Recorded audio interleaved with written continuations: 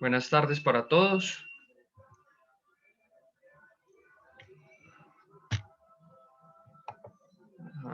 Ya. La presentación que vamos a tener hoy es la toma de muestras para el COVID-19. Mi nombre es Santiago Campuzano Castro, soy terapeuta respiratorio en la clínica Me Integral Manizales. Bueno, como ya todos bien sabemos, pues el SARS-CoV-2 es una infección más bien conocida a nivel mundial como el COVID-19 y es una infección que se viene presentando a partir de finales del 2019 hacia acá. Como tal, el objetivo o la meta que se quiere alcanzar al hablar sobre la toma de muestras es poder tener como un control más específico sobre los casos positivos. Entonces, lo que vamos a hacer como tal es hablar sobre los tipos de prueba que nos van a hacer un diagnóstico directo sobre el COVID-19. Esto pues para poder llegar a entender un poco más qué es lo que se logra con cada una de las pruebas, para qué funcionan, en qué casos se implementan y pues para finalizar obviamente cuál se debe como implementar en cada uno de los pacientes que podemos llegar a tener o a presentar en este tipo de escenarios. Eh, como ya bien les mencionaba, el objetivo principal de la toma de muestras es permitir un diagnóstico precoz de la infección de COVID-19. Esto sea pues para encaminar adecuadamente como el aislamiento, el tratamiento y la monitorización, ya que en muchos casos hay otro tipo de infecciones que nos presentan un cuadro sintomático muy similar. Hay que tener en cuenta que el cuadro sintomático más habitual en el COVID-19 es la tos, la fiebre, cialorrea en algunos casos y en otros casos más severos puede llegar a presentar incluso diarrea, dolores de cabeza. Entonces, lo que se busca con la toma de muestras es poder tener como un control más estricto sobre cada paciente y así poder encaminar su cuadro de tratamiento para que este sea óptimo y oportuno. Bueno, para la toma de muestras respiratorias para COVID-19 es necesario que implementemos los elementos de protección personal.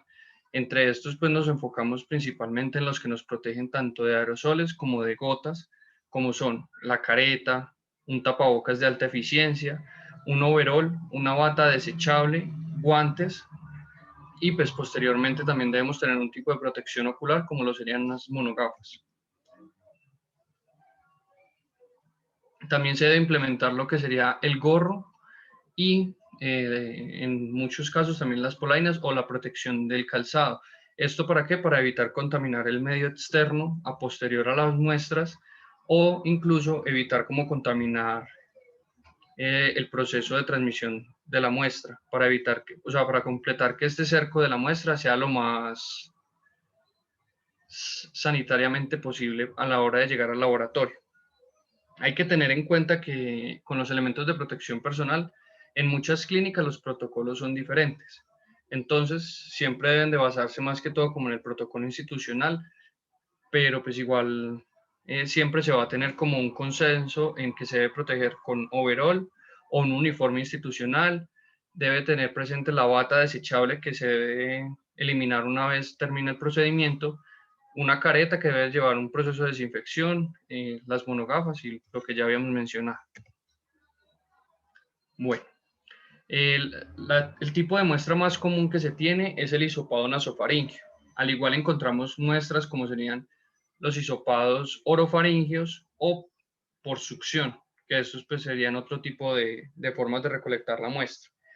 Nos vamos a centrar más que todo en el más común de todos, que es el hisopado nasofaríngeo. Este, esta toma de muestras debe llevarse a cabo en un primer paso, la colocación adecuada de los elementos de protección personal y en un segundo paso, saber tomar la muestra. ¿Esto qué quiere decir? Que el paciente debe estar en condiciones, tanto en su postura como en el proceso todo, pues, para llevar a cabo la toma de la muestra. Lo adecuado siempre que vamos a tomar una muestra es explicarle al paciente o en su caso al familiar, en el caso de que estemos hablando de niños muy pequeños que no logren como tener nuestra atención por completo, explicarle a la mamá que es un procedimiento que puede ser muy incómodo, no necesariamente va a ser doloroso, pero sí puede generar molestias. ¿Esto para qué? Pues para que nos ayuden como a tener la mayor estabilidad del paciente y así obtener un adecuado porcentaje de carga viral. Entonces, el procedimiento consta de introducir el hisopo por cualquiera de las dos narinas, llevarlo hasta unos 10 centímetros al interior de esta, que es más o menos donde se alcanzaría la zona de la faringe, y llevar a cabo eh, rotaciones en el hisopo. ¿Esto por cuánto tiempo? El protocolo dice que debe de ser de 10 a 15 segundos para asegurar que el hisopo quede bien impregnado, y mientras se está retirando este hisopo, debe llevarse continuamente en rotación para que lleve pues una buena carga viral. Este posteriormente debe envasarse en su medio previamente rotulado, que eso lo vamos a hablar un poco más adelante, pero pues en su medio rotulado y posteriormente llevado a su laboratorio o a la institución que sea destinada para esto. Hay que tener en cuenta que tenemos distintos tipos de prueba. Cuando hablamos de distintos tipos de prueba, nos enfocamos en los tres principales para el COVID-19. Hablamos de las pruebas moleculares RT-PCR, que son las más comunes en el medio, las que normalmente más son indicadas en los pacientes, ya que en estas estamos tomando material genético específico del virus, que pues en este caso estamos hablando de lo que es el ARN del SARS-CoV-2. Y pues esta prueba es normalmente utilizada tanto en personas cuando presentan síntomas o cuando no los presentan, que en casos pueden ser asintomáticos, o personas que han tenido contacto estrecho con personas confirmadas con el virus. ¿Esto para qué? Pues para llevar un control más adecuado del cerco epidemiológico de cada paciente positivo. Hay que tener en cuenta que siempre se debe tener para esta prueba una orden médica y una ficha de notificación al sistema de vigilancia epidemiológica. Este resultado de estas pruebas suele ser el más demorado, tiende a demorarse de 1 a 3 días. Esto ya depende como de la disponibilidad de los laboratorios a la hora de procesar las muestras. Otras muestras que también son muy comunes y también se ven muchos durante la estancia clínica, hablamos desde los antígenos. En este es recomendado tomárselo a las personas que presenten síntomas con menos de 11 días de evolución o personas que estuvieron en contacto con un positivo entre el día 5 y el día 11 de la infección de la persona confirmada ya como con el virus. Es una prueba que por lo general es la más común y pues como bien sabemos es también de las más rápidas, ya que su detección es alrededor de 45 a 1 hora. Estas pruebas, pues, como tal, tienen una menor sensibilidad con respecto a la PCR, ya que hablamos de que en esta no se detecta material genético, sino proteínas asociadas al virus del SARS-CoV-2. Por otro lado, contamos con las pruebas del anticuerpo. Estas, pues, normalmente no se utilizan en pacientes que tengan sospecha, sino todo paciente que se haya tenido ya confirmación o haya tenido un veredicto de un cerco epidemiológico demasiado grande en pacientes positivos y se desea averiguar si el paciente tiene algún tipo de anticuerpos o no. Normalmente se toman después de los 11 días de aparición de los síntomas. ¿Esto para qué? Pues para confirmar si el paciente cursó o no cursó por esto, y esta muestra pues se toma directamente de la sangre y sus resultados duran alrededor de los 15 minutos.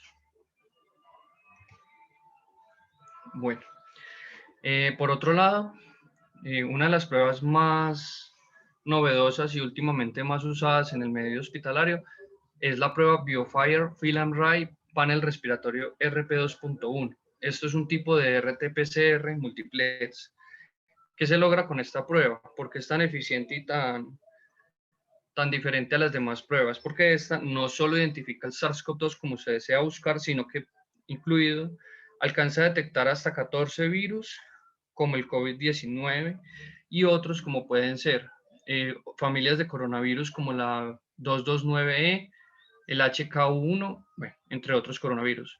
O también virus de la influenza para influenza o virus sincitial respiratorio, que por ejemplo en niños es demasiado común. Y su cuadro es muy similar a lo que sería el SARS-CoV-2. Entonces esta prueba nos permite en una sola toma identificar si el paciente tiene o no su cuadro positivo por COVID-19 y en caso de que no sea así, directamente nos estaría diciendo por qué agente viral o en ciertos casos bacteriano está positivo el paciente para encaminar su tratamiento. Porque además de eso, esta prueba también nos identifica 4 bacterias respiratorias muy comunes, entre ellas pues la Bartolera parapertussis, que es de las más comunes también. Hablamos de que esta prueba es muy eficiente, ya que sus resultados se obtienen en tan solo 45 minutos, una vez llegada pues la muestra al laboratorio. Hay que tener en cuenta que pues a partir de estas muestras se depende del tiempo que cada laboratorio encamina cada tipo de muestras. Entonces por eso a veces dependemos de 24 a 36 horas para obtener un resultado exacto. Bueno, esta prueba BioFire Fill and Ray, hablamos de que se encuentra dentro de todas las tarifas para urgencias, para las UCIs y para las UCIs neonatales. Esto según la resolución 1068 del 2020. Esto pues lo abarca el código CUPS 98859, que se identifica simultáneamente en patógenos con pruebas moleculares. ¿Esto para qué? Pues porque esa es la ficha que debemos verificar que sea la que el médico haya llenado una vez vamos a tomar la muestra.